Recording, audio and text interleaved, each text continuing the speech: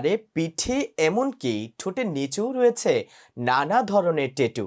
এমন ট্যাটু প্রেমী মানুষটি হঠাৎ কেন বদলে গেলেন, হয়ে পড়লেন ট্যাটু বিমুখ? আমার শরীরে 468টা ট্যাটু, আর আমি 68টা রিমুভ করার পর একটু লাঞ্চ রিলেটেড প্রবলেমে ইন্ডিয়া ভ্যালোর সিএমসি থেকে ট্রিটমেন্টে নিচ্ছি। 3 মাস পর পর আমার প্রায় 3-4 লাখ রুপি লাগে যাওয়া আসা সহ। এই কারণে আমি একটু বন্ধ রাখছি, কারণ লেজারের রেডিয়েশনে আমার ওষুধের কার্যক্ষমতা নষ্ট হয়ে যাচ্ছে। তো একটু সুস্থ হওয়ার পর আমি আবার শুরু করবো রিমুভ। ইসলাম ট্যাটুকে হারাম বললেও সাইদুর রহমানের দাবি ছিল ট্যাটু করলেও উজু হয় ও নামাজ পড়া যায়। দেশের লাখ লাখ মানুষকে ট্যাটু যেমন করিয়েছেন, তেমনি ট্যাটু করা শিখিয়েছেন প্রায় 3,000 জনকে। সেই শৈশব থেকে শুরু করে মাত্র 4 বছর আগেও ট্যাটু করতেন তিনি।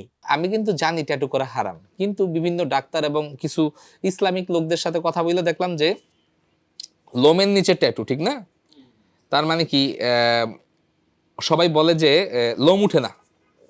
তো আমি যেটা বুদ্ধি বের করলাম, যেহেতু আমি ঘামাই, তার মানে এখানে পানি আছে, তার মানে পানি লাগে। তো কয়েকজন ডাক্তারদের সাথে কথা বললাম যে হ্যাঁ তুমি ট্যাটু করছো ঠিক আছে, কিন্তু পানি লাগে, রাস্তা আছে।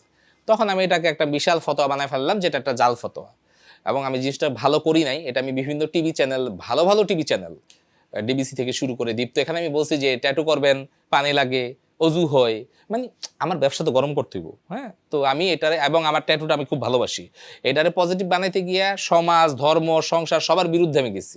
শুধুমাত্র ট্যাটুর প্রতি আকর্ষণের কারণে ঘর ছাড়া হয়েছেন শৈশবে।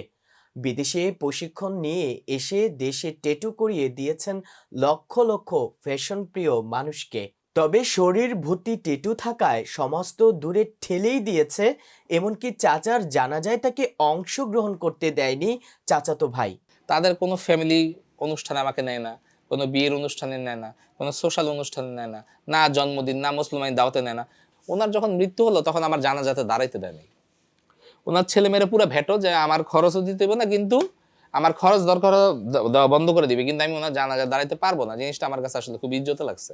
তাই আমি বললাম যে কেন জানাজা দাও? কারণ তোমার শরীরে ট্যাটু, তোমার নামাজ গোসল হয় না। পুরান ঢাকায় বড় হওয়া সাইদুর শৈশবে স্কুল ফাঁকি দিয়ে মেলায় গিয়ে প্রথম পরিচিত হয়েছিলেন ট্যাটুর সাথে।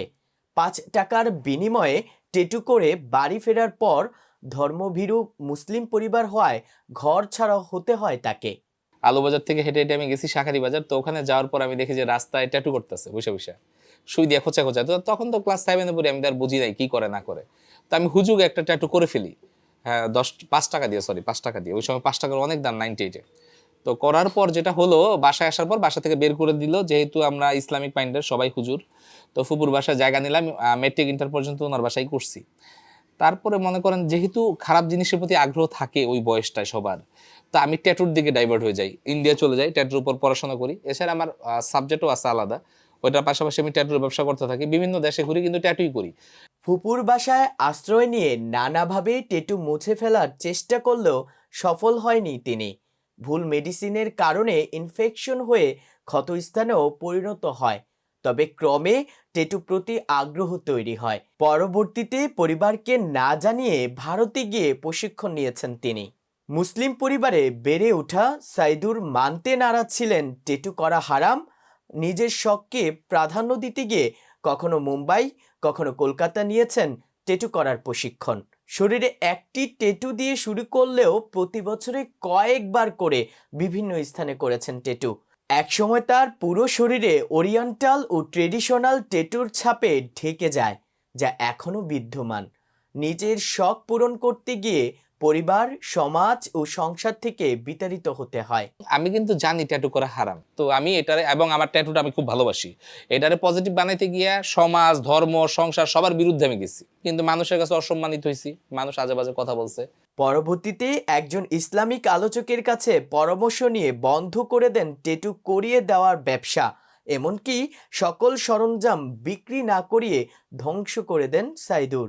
এরপর যাদের শরীরে ট্যাটু রয়েছে তাদের মধ্যে সচেতনতা তৈরি করে ট্যাটু রিমুভ করেন তিনি।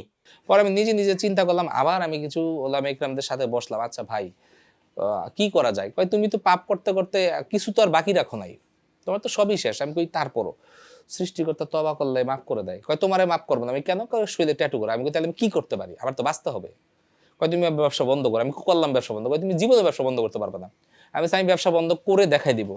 ওই দিনই 17 লক্ষ টাকা ট্যাটুর প্রোডাক্ট আমি ডিস্ট্রয় করে ফেলি, জ্বালিয়ে ফেলি। ওগুলো যদি বিক্রি করি আর করা তো একই কথা, তা আমি ওগুলো আর রাখি নাই। আমি তাহলে কি করুম, এখন রিক্সা চালায় খাও, পড়ছি নি বিপদে, এটা কি কোনো সমাধান হইলো? পরে আমি চিন্তা করলাম যে কি করা যায়, আরো 2-3 মাস বেকার খাটলাম। পরে হঠাৎ করে আমাকে অনেকেরই নক দিতেছে ট্যাটু রিমুভের জন্য। ভাই ট্যাটু তো কইরা দিছিলেন 2006 সালে, এখন তো বিয়ে শাদী ঠিক হয়েছে, এখন তো মুছা দরকার। হঠাৎ করে মাথায় একটা চিন্তা আসলো, আচ্ছা আমি তো মুছারই ব্যবসা করতে পারি, যেহেতু আমি করছি, আমার চিনে সবাই, এবং আমাকে অনেক আগে থেকেই সবাই খোঁচাইতো যে ভাই আমার একটা রিমুভ করে দেন না বা কোথাও পাঠান। প্রায় 20 বছরে যাদেরকে টেটু করিয়েছেন তাদের মধ্যে অনেককে টাকা ছাড়াই টেটু রিমুভ করিয়ে দিয়েছেন তিনি। গত 4 বছর ধরে রাজধানীর শান্তিনগর এলাকায় টুইন টাওয়ারে টেটু রিমুভ সহ নানা ধরনের স্কিন কেয়ার করছেন টেটুম্যান সাইদুর। পুরো শরীরে 468টি টেটুর মধ্যে 61টি টেটু ইতিমধ্যে মুছে ফেলেছেন। এমনকি আর কখনো এই পেশায় ফিরে যেতে চান না তিনি, বরং দিনের পর দিন বিদেশে গিয়ে প্রশিক্ষণ নিয়ে অত্যাধুনিক মেশিন এনে বর্তমানে স্থায়ীভাবে এখন তিনি টেটু রিমুভ, মেস্তা, আঁচিল সহ স্কিন কেয়ার করছেন।